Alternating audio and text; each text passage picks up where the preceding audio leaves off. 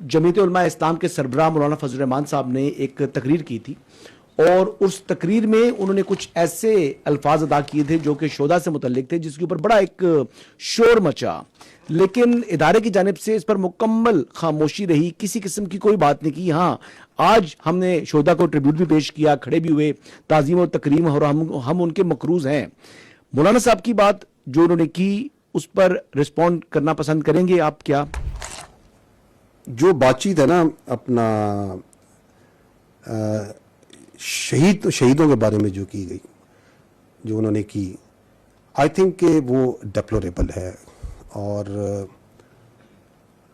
Difficult to understand ہے، جیسے ہم کہیں نا ناقابل فہم ہے۔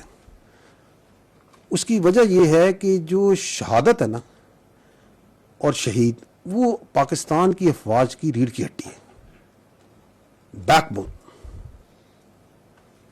Very very important. اس کے اراؤنڈ جو ہے نا پوری ہماری فوج کا فلسفہ شہادت کے پیچھے آپ کی افواج، آپ کی آرمی، ایئر فورس، نیوی کھڑی ہے، آپ کی پولیس کھڑی ہے۔ So if you talk so lightly and so easily and so loosely about this, تو I would say کہ یہ ناقابل فہم۔ اور پھر اس تکرار کو آپ آگے لے جا کے اس میں کارگل کی بات کرتے ہیں، تو جو آپ کے بہادر بچے ادھر جا کے وطن کا دفاع کرتے شہید ہوئے، جن وہ بات چیت کرتے ہیں کہ ڈیڈ باڈیز کی انہوں نے بات کی، ان کی جسد خاکی کی بات کی،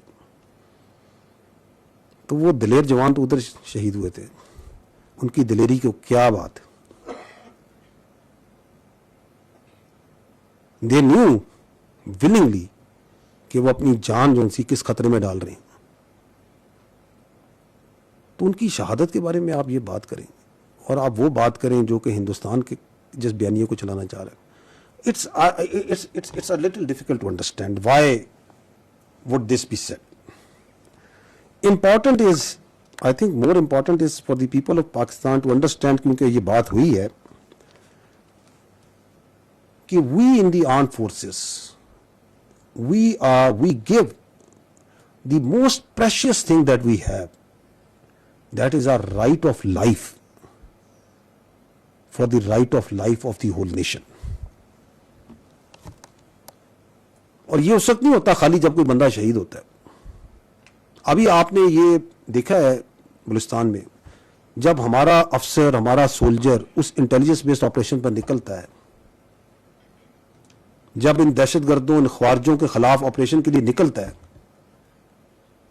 جب وہ پولیس کا لڑکا یا وہ ایف سی کا لڑکا ایک تنہا چیک پوسٹ پہ ایک پہاڑی کے اوپر کھڑا ہو کے، جس کے میل میل تک کوئی نہیں ہے، and he knows that I am a target of these terrorists, these Indian proxies, اور وہاں دن رات ڈیوٹی دیتا ہے، تو وہ سب اپنی جان کو، اپنے رائٹ آف لائف کو آپ کے فیوچر کے لیے، آپ کے بچوں کے فیوچر کے لیے قربان کرنے کے لیے تیار ہو چکا ہوتا ہے۔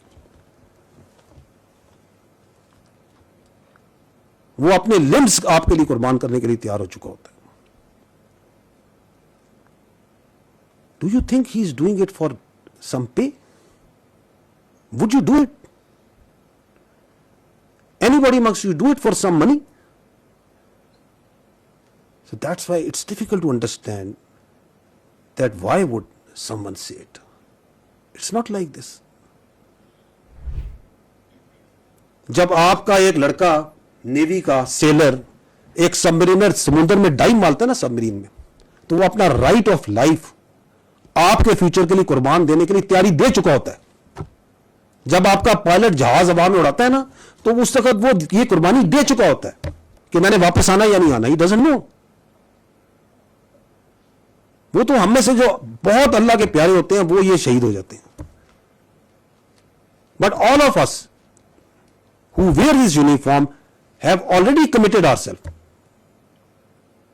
کہ ہم نے اپنی زندگی، اپنا رائٹ آف لائف آپ کے رائٹ آف لائف کے لیے دیا۔ اس کے بچے نہیں ہوتے، اس کے ماں باپ نہیں ہیں، اس کی خوشیاں، اس کی خواہشات نہیں ہیں، and you are equating it for some pay. Difficult to understand why would someone say it.